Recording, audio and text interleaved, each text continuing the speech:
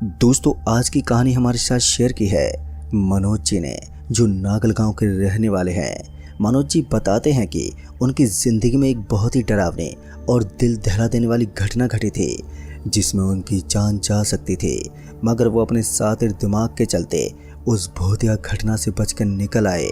आखिर क्या है उनकी ये पूरी सच्ची घटना, तो आइए जानते हैं उन्हीं के नज़रिए से। दोस्तों, मैं मनोज छत्तीसगढ़ में एक छोटे से गांव नागल का रहने वाला हूं। मैं पेशे से एक कैब ड्राइवर हूं, यानी कि मैंने अपनी एक वैन ले रखी थी जिसे मैं खुद ही चलाया करता था। सब कुछ ठीक ठाक चल रहा था, मेरी कमाई भी ठीक ठाक ही हो जाती थी, जिस वजह से मैं अपने काम को डेली अंजाम देता। पर मेरे घर में एक रात जब मैं अपने पांव पसारे खाट पर सो रहा था कि तभी दरवाजे पर ठक ठक की आवाज़ से मेरी आँख खुल गई। जब मैंने उठकर दरवाजा खोला तो सामने मन्नू आंखों में आंसू लिए खड़ा था। फिर मैंने दरवाज़ा खोलते ही पूछा, अरे क्या हुआ, तू रो क्यों रहा है और इतनी रात को यहाँ पर, बात क्या है? तभी मन्नू लड़खड़ाती जुबान में बोला, वो मनोज भैया, मेरी छोटी बहन की तबीयत बहुत ही ज़्यादा बिगड़ गई है, कुछ बोल नहीं रही है, बस छटपटाई जा रही है। मन्नू की बात सुनते ही मैं तुरंत ही मन्नू के साथ उसके घर पहुँचा, और जब मैंने वहाँ पर जाकर देखा तो सच में मन्नू की छोटी बहन ज़मीन पर पड़ी छटपटा रही थी और उसकी माँ उसे गोद में लिए रोए जा रही थी। जब मैंने ध्यान से देखा तो मुझे भी कुछ समझ में नहीं आ रहा था कि इसे हुआ क्या है जो ये इस तरह से छटपटा रही है। उसकी बिगड़ती हालत को देखते हुए मैंने तुरंत ही मन्नू को बड़े अस्पताल ले जाने को कहा, जो हमारे गांव से लगभग 150 किलोमीटर दूर था। मैंने तुरंत ही अपनी वैन निकाली और मन्नू की छोटी बहन को लेकर अस्पताल के लिए उसी वक्त निकल पड़ा। अंधेरी रात थी, यही कोई रात के 11:15 बज रहे होंगे जब मैं अस्पताल के लिए जा रहा था। रोड पूरा खाली था, जिस वजह से मुझे भी गाड़ी भगाने का मौका मिल गया था। तो मैंने स्पीड के साथ वैन को भगाया और तकरीबन 1:45 बजे हम अस्पताल पहुंच गए। अस्पताल में जाकर मैंने तुरंत ही मन्नू की बहन को भर्ती कर दिया, और फिर तकरीबन आधे घंटे बाद मन्नू की बहन की तबीयत में थोड़ा सुधार आने लगा, जिससे हमें उसके ठीक होने की उम्मीद हो गई। और जब 1 घंटा बीत गया तो अब वो काफ़ी ठीक हो चुकी थी। फिर डॉक्टर से पूछताछ से पता चला कि मरीज को कल सुबह ही छुट्टी मिलेगी, रात भर उसे यहीं पर रखा जाएगा। जब मुझे ये पता चला कि मन्नू की बहन को रात भर यहीं पर रखा जाएगा तो मैंने मन्नू से बोलकर वहाँ से निकलना ठीक समझा। पर मन्नू ने मुझे रोकने की बहुत कोशिश की, पर मुझे सुबह अपने काम पर भी जाना था, इसलिए मैं चाहकर भी नहीं रुक सका। मैं उसे समझा बुझाकर उसी वक्त वहाँ से निकल पड़ा। जाते समय जब मैंने घड़ी में समय देखा तो अब 1:30 बज चुके थे, यानी कि मुझे काफ़ी रात हो चुकी थी। अंधेरा तो था ही, साथ ही रोड पर कोई ट्रक या गाड़ी का भी कोई नामो निशान तक नहीं था, जिस वजह से मैं धड़ल्ले से अपनी वैन को भगाए जा रहा था। तभी मैं कुछ दूर पहुंचते ही रोड के एक खंडर पड़ी बिल्डिंग से गुजर ही रहा था कि तभी अचानक से मेरी नज़र वहीं पर एक लड़की को पीट रहे 2 लोगों पर पड़ी। तो मैंने तुरंत ही गाड़ी को ब्रेक मार दिया और कुछ देर तक उन्हें यूं ही देखता रहा कि आखिर ये सब हो क्या रहा है। वो दोनों जने उस लड़की को बेतहाशा पीटे जा रहे थे, और तो और उस लड़की के कपड़े भी फाड़ दिए। अपने कपड़ों को फटता हुआ देखकर वो लड़की किसी तरह उन दरिंदों से छूटकर एकदम से मेरी तरफ भागी और मुझसे बचाने की गुहार लगाने लगी। अभी वो लड़की मुझसे बात ही कर रहे थे कि तभी वो दोनों आदमी भी आ धमके और मुझे चाकू दिखाकर जाने को कहा। मैंने उन्हें बहुत ही समझाने की कोशिश की, पर वो उल्टा मुझ पर ही अकड़े जा रहे थे। फिर जब मुझसे रहा नहीं गया तो मैंने धमकाते हुए आंख दिखाना शुरू कर दिया, और जैसे मैंने अपनी अकड़ दिखाई कि मेरी अकड़ धरी की धरी रह गई और मैं एक भीगी बिल्ली की तरह सुस्त हो गया। मेरी हिम्मत नहीं हो रही थी कि मैं एक शब्द भी अपनी जुबान से अब बाहर निकालूं। मैं बुरी तरह से डर गया था। दरअसल दोस्तों, जैसे मैंने उन आदमियों को आंख दिखाना चाहा कि तभी उन दोनों आदमियों का चेहरा एकदम से बदल गया और उनकी आंखें बड़ी बड़ी हो गई थी, शरीर भी बड़ा अजीब सा हो गया था। पर वो लड़की डरी सहमी अभी भी मुझसे बोले जा रही थी कि मुझे बचा लो, पर अब यहाँ तो मेरी हालत खुद पे खुद बिगड़ती जा रही थी, तो मैं उसे कैसे बचाता। मैं उन दोनों को देखते ही समझ गया था कि ये कोई इंसान नहीं बल्कि एक शैतान है जो इस लड़की को पकड़े हुए है। पर मुझे ऐसी उलझन में नहीं पड़ना था जिसमें मेरी जान जा सकती थी। इससे पहले कि मैं वहाँ से रफू चक्कर होता कि तभी उनमें से एक आदमी ने मेरी तरफ अपना हाथ बढ़ाया, जो बहुत ही लंबा था। मैंने तुरंत ही चाबी घुमाई और एक्सीलेटर दबा दिया।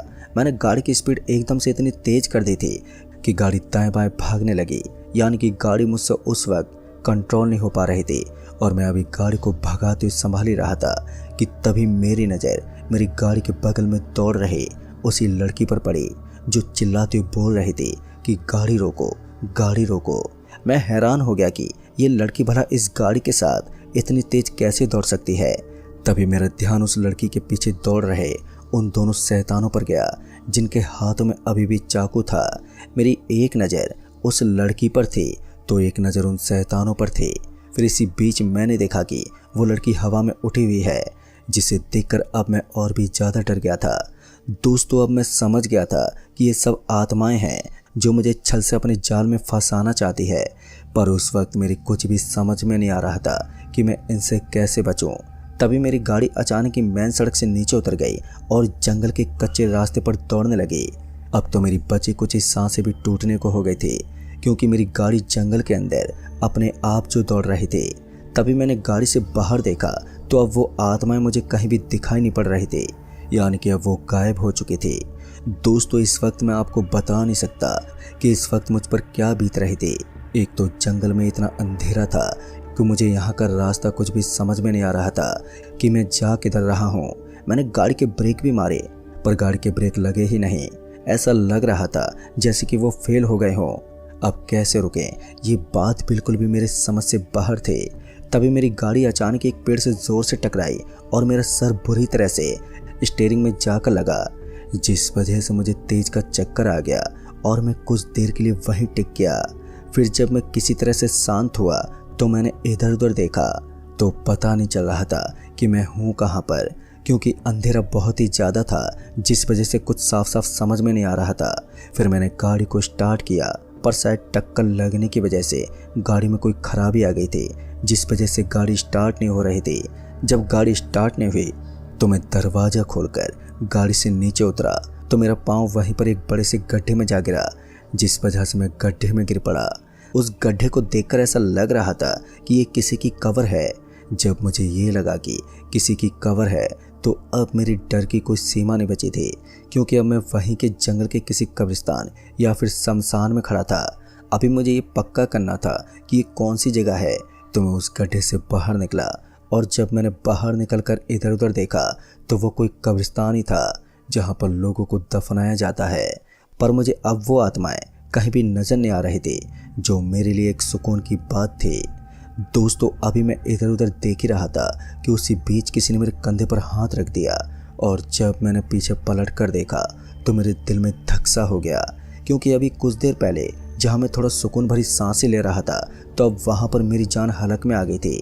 दरअसल मेरे पीछे अब वही लड़की खड़ी थी जो अभी एक बहुत ही खौफनाक चेहरा लिए मेरे सामने थी। वो लड़की देखते ही पहले तो धीरे से मुस्कुराई और फिर उसकी वो भयानक मुस्कुराहट एक खौफनाक चीख में बदल गई। दरअसल वो लड़की मुझे देखते ही जोर जोर से चीखने चिल्लाने लगी। उसकी वो चीख इतनी भयानक थी कि मैंने तुरंत ही अपने कानों पर हाथ रख लिए। वो चीख मेरे कानों में तीर की तरह चुभ रही थी, जिस वजह से ये मेरे बर्दाश्त से बाहर था।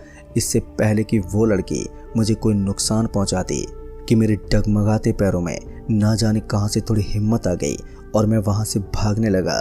पर मुझे ये मालूम नहीं था कि मैं किस तरफ जा रहा हूँ, क्योंकि उस वक्त अंधेरा अपनी चरम पर था, जिस वजह से मुझे कुछ ठीक से ज़्यादा दूर का दिखाई नहीं दे रहा था। मैं बस अपनी जान बचाने की खातिर बेतहासा दौड़ता जा रहा था। तभी ना जाने कैसे मैं किसी से ज़ोर से टकरा गया और मैं दूर जाकर गिरा, पर मुझे समझ में नहीं आया कि मैं अभी अभी किस चीज़ से टकराया था।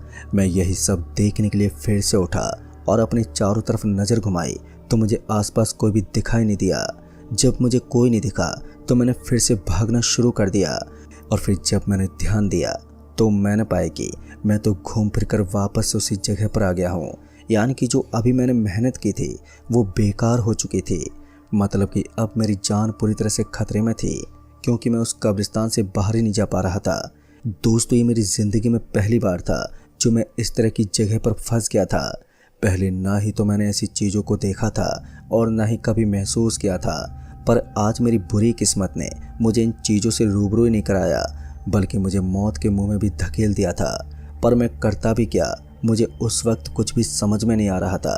मैंने अपने दिमाग के घोड़े भी दौड़ाए, पर सब कुछ बेकार था। अभी मैं इसी सोच विचार में था कि मैं यहाँ से बाहर कैसे निकलूं कि इसी बीच मेरा हाथ मेरी पैंट की जेब में गया। दरअसल मैं बीड़ी माचिस का शौकीन था, तो मैंने तुरंत ही माचिस निकाली और एक बीड़ी को सुलगा लिया। मैंने बड़े बूढ़ों से सुना था कि ज़्यादातर बुरी आत्माएं आग के सामने तुम्हारा कुछ नहीं कर सकती। अब ये बात सच थी या फिर झूठ, ये तो महज कुछ ही देर में पता चलने वाला था। खैर मैं बीड़ी में दम मारते हुए अब आगे की ओर बढ़ने लगा। पहले तो मुझे लगा कि शायद आग का कुछ तो असर हो रहा है, पर जैसे ही मैंने अपने कदम आगे की ओर बढ़ाए कि तभी मुझे वही लड़की सामने खड़ी दिखाई दी, जिस वजह से मैं एक बार फिर खौफजदा हो गया। उस लड़की को देखते मैं 2-3 कदम पीछे हटा ही था कि तभी मुझे अपने पीछे से हंसने की आवाज़ सुनाई दी। और फिर जब मैं पीछे पलटा तो मेरे तो पैर तले ज़मीन खिसक गई, यानी कि अब मैं उन बुरी आत्माओं के जाल में फंस गया था। तभी मैंने गौर किया कि वो सभी दूर खड़े मुझे घेरे खड़े हैं, पर मेरे पास आने की उनकी हिम्मत नहीं हो रही थी, क्योंकि मेरे हाथ में बीड़ी जो जल रही थी। मैं समझ गया था कि इस बीड़ी की वजह से ही ये अब मुझे छू तक नहीं पा रहे हैं। तभी वो चुड़ैल बुरी तरह से दूर से ही चीखने चिल्लाने लगी।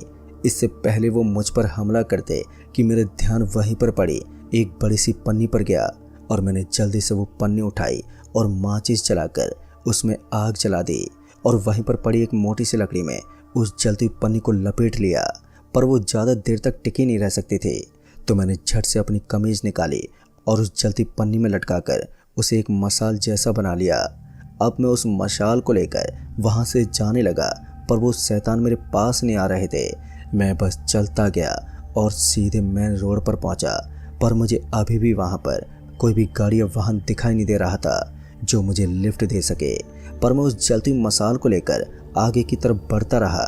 फिर कुछ देर के बाद मुझे एक ट्रैक्टर वाला दिखा, जिस पर 2 से 3 लोग सवार थे, यानी कि वो शायद कहीं से माल को डिलीवरी करके आ रहे थे। मैंने तुरंत ही उन लोगों को हाथ दिया और मिन्नतें करके मैं उस ट्रैक्टर में सवार हो गया। फिर घर पहुँचते पहुँचते मुझे भी सुबह हो गई, और जब मैं घर पहुँच गया तो मैंने भी एक चैन की सांस ली। फिर मैं कुछ लोगों को अपने साथ लेकर उस जगह पर पहुंचा जहां पर मेरी वैन खड़ी थी। पर हैरान की बात तो दोस्तों ये थी कि वहां पर मेरी वैन तो थी, मगर रात के वक्त मुझे जो कब्रिस्तान यहां पर दिखा था, पर अब वो वहां पर बिल्कुल भी मौजूद नहीं था। ना ही तो वहां पर कोई गड्ढा था और ना ही तो कोई कवर बनी हुई थी। वो जगह पूरी नॉर्मल और झाड़ियों से घिरी हुई थी। पर पता नहीं रात के वक्त मैंने क्या क्या देखा, ये तो बस मैं ही जानता हूँ। लेकिन जब लोगों से पूछताछ की तो मुझे इन सभी चीज़ों के बारे में वैसा कुछ भी मालूम नहीं चला। पता नहीं वो क्या था, ये तो मैं आज तक नहीं जान पाया। पर उस खौफनाक घटना ने मेरे जहन में अपनी एक तस्वीर छाप दी है। खैर उस वक्त मैं अपनी गाड़ी को सही सलामत अपने घर ले आया, और उस रात के बाद मैं कभी भी अब रात में ड्राइविंग का काम नहीं करता। पर आज मैं अब एक कंपनी में काम करता हूँ जहाँ मुझे अच्छी खासी सैलरी मिल जाती है। तो दोस्तों इस कहानी में बस इतना ही। कहानी आपको पसंद आई हो तो वीडियो को लाइक शेयर ज़रूर कर दें, और साथ ही हमें नीचे कमेंट बॉक्स में ज़रूर बताएं। तो मैं आपका दोस्त राजकुमार जल्द ही मिलूँगा ऐसी एक और नई कहानी के साथ। तब तक के लिए बाय एंड टेक केयर।